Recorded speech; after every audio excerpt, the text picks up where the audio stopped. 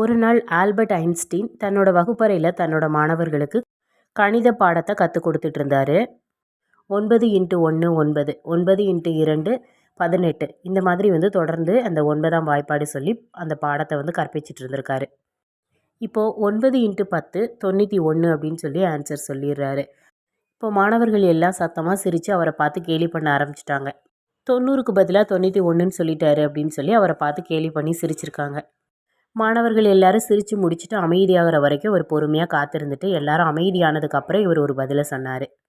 நான் 9 தீர்வுகளை சரியாக சொன்னப்போ யாரும் என்னை பாராட்டலை.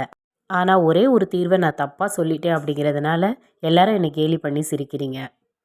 இதிலேருந்து என்ன தெரியுது அப்படின்னு சொல்லி அவர் சொன்னாருன்னா, ஒருவன் வெற்றி பெற்றதுக்கு அப்புறமும் இந்த சமுதாயம் அவனோட சின்ன தவறையும் பெரிதாக நினைக்குது. தவறுகள் வாழ்க்கையின் ஒரு பகுதி. ஒருவர் தவறு எதுவும் செய்யவே இல்லை அப்படின்னா அவங்க வாழ்க்கையில் எதையும் முயற்சிக்கலை அப்படின்னு சொல்லி அர்த்தம்.